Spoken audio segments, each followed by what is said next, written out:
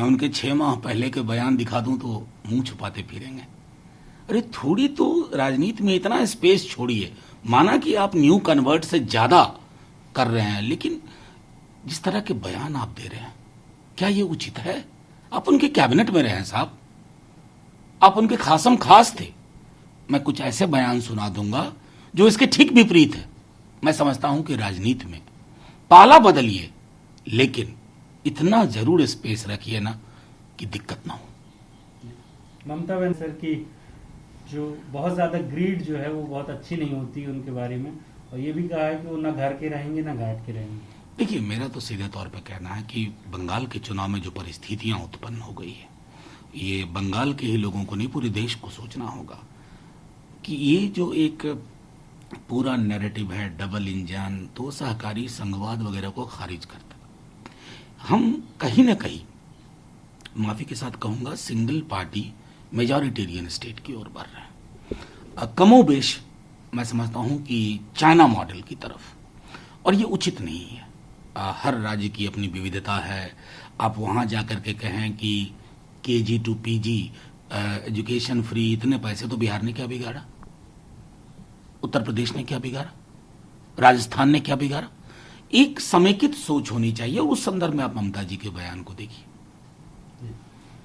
बनर्जी ने ये भी आरोप लगाया है कि जो उन पर हमला हुआ वो बंगाल के लोग नहीं थे, बाहर से गुंडे मंगवा करके उनके ऊपर हमला कराया गया। देखिए, कई दफा ये बातें आई हैं, मैं समझता हूँ ये अनुसंधान का विषय है। मेरे लिए हमले से ज्यादा जो मुझे अग्राह्य लगा था, सहज नहीं लग रहा था, वो उस पर जो टिप्पणियां हुई थी, अशोभनीय टिप्पणियां, बाद में सारी बरमुडा वाले शब्दावली का, ये हमारे स्वस्थ लोकतंत्र की शब्दावली नहीं है। या तो हम बीमार लोकतंत्र में तब्दील होते जा रहे हैं। चुनाव आएंगे जाएंगे, एक पार्टी जीतेगी, एक पार्टी हारेगी, वो पार्टी फिर जीतेगी, जीतने की संभावना रहती है। लेकिन अगर इस प्रकार की टिप्पणियां एक नया सामान्य मेरे देश में बना रही हैं, तो देश का लोकतंत्र खतरे में। तो जिस तरीके से हुआ मजूमदार जो कि वृद्ध महिला है, उनके ऊपर हमला हुआ, उसको लेकर के राजनीति हो रही, आरोप प्रत्यारोप लग रहे हैं। अमित शाह कह रहे हैं कि जो है उनकी आत्मा जो है वो ममता बनर्जी को सताएगी, उनको तकलीफ। देखिए, मैं आत्मा परमात्मा तो नहीं जानता। राजनीतिक कार्यकर्ता की हत्या, चाहे बड़े नेता हो, छोटे नेता हो, आम कार्यकर्ता हो, किसी भी दल का हो, किसी भी विचारधारा को, ये हिंसा की जुबान हमारी जुबान नहीं रही है, ये होनी भी नहीं चाहिए। सन 47 के बाद से हमने एक अलग सिविलाइजेशनल लैडर पर चलना शुरू किया। बीते कुछ वर्षों से मैं देख रहा हूं कि हमने वो सीढ़ी उठा के फेंक दी है, और अलग अलग राज्यों में, अभी मैं तो कहूंगा ईश्वरचंद विद्यासागर की मूर्ति का जो वैंडलिज्म जो हुआ था, वो कौन लोग थे? वहां से मैं एक शुरुआत देखता हूं। बंगाल में मौत हुई है शोभा जी, शोक संतप्त परिवार के साथ तमाम संवेदनाएं, लेकिन ये चेरी पिकिंग क्यों होती है?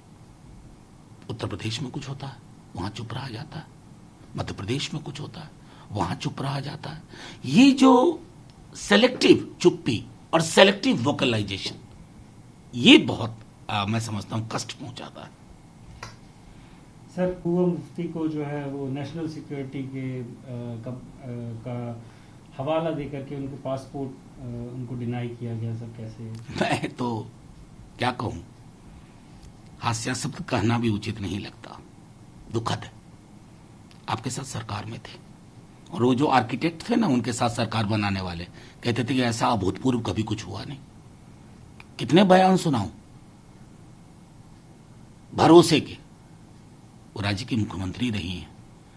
क्या चाहते हैं आप कि कश्मीर की जो मुख्य धारा, जो हमारी ताकत हुआ करती थी, उसको सिरे से खत्म कर दें? महबूबा जी के साथ, उमर साहब के साथ, फारूक साहब के साथ, और सैकड़ों हजारों अन्य नेताओं के साथ, और फिर कहते हैं कश्मीर में सामान्य स्थिति है। इसे मैं सामान्य नहीं मानता, यह असामान्य परिस्थिति है, और कोई भी तर्क गले नहीं उतरता।